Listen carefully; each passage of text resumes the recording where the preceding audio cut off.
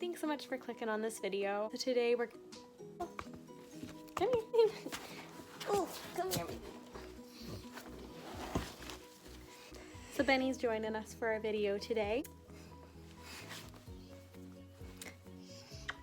Today I just wanted to go through a couple of jump exercises that I find super useful. You know, I sometimes get a little bit stuck for things to work on, especially when it comes to jumping. So I just wanted to share with you guys a couple of exercises that I find super useful and are just pretty adaptable for really any horse and rider. So we'll just go through those.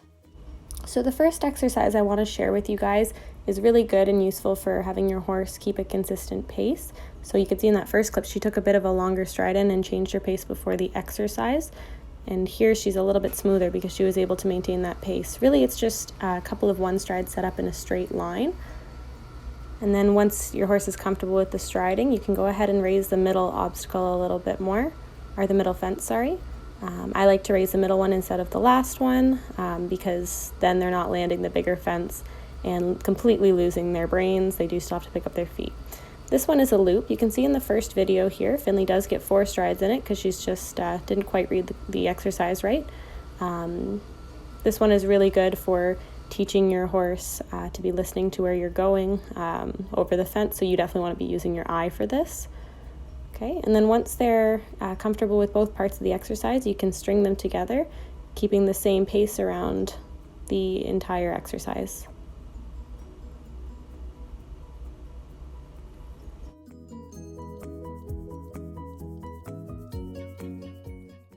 All right, and so for our second exercise, we have another line down the long side. So this one is 2 stride to an oxer to a 1 stride. And this one is really good because they do have to push a little bit more for the oxer because it's wide, but then afterwards they have to sit up for the vertical. So it's really handy in getting them to read the question. We like to make the oxer in the middle a square oxer so that it is jumpable from both directions. And then once they're comfortable doing the line, which is the first part of the exercise, you can go ahead and change rein over the oxer, so jumping it on the angle.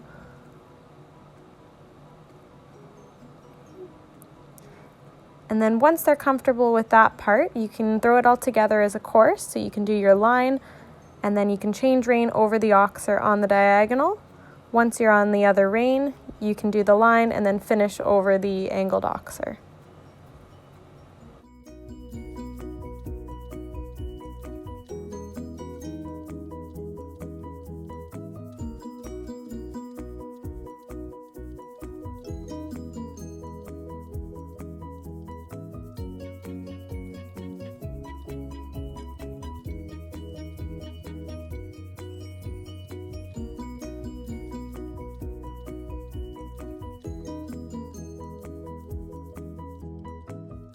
So for the third exercise, you're going to be setting up 4 jumps with placing poles on either side. So on your long side, you have a line. The poles there are really good if your horse tends to get long and flat over the fence. It helps rock them back and create a nice bascule. As a rider, it also helps your eye. You're also going to set up 2 fences, one on each diagonal with the placing poles as well. And I recommend schooling your horse over them first before you try to string them together. But once they are going comfortably and are nice and smooth over each individual fence, you can go ahead and do one of your outside line fences to your diagonal.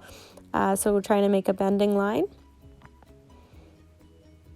And a good idea is to alternate your bending line with going straight down the long side to get your horse thinking and listening to you. Another option that you can do that we'll see Finley do here is make your diagonal fences into a loop like we saw in the first exercise.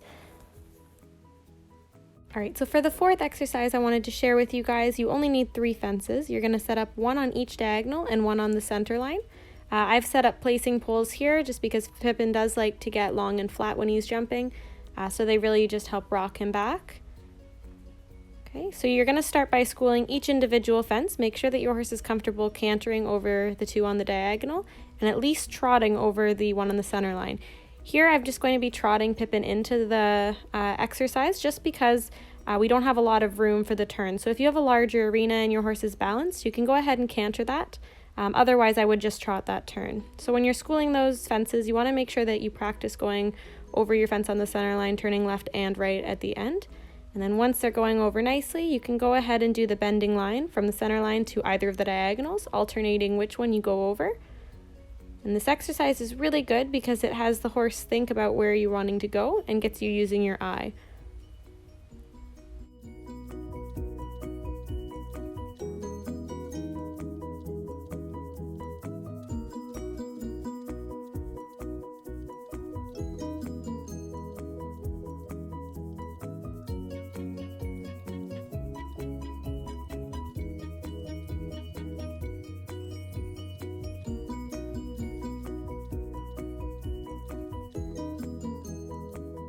So thanks so much, you guys, for watching this video. I hope you guys have come across some exercises that you can either use or adapt for your own horses. If you guys have any questions about the exercises, you can drop a comment below and I will answer those to the best of my ability. Like I said, these are just some exercises that I find super useful. Benny was so good hanging out with us for this video. Just let me know if you guys have any questions or if you have any other ideas for videos you'd like to see on this channel. Like I said, I am going to start uploading again. You can also follow me on Instagram at EmmaKateJ. If you like this video, please do subscribe and like it down below. I hope to see you guys next time. Bye!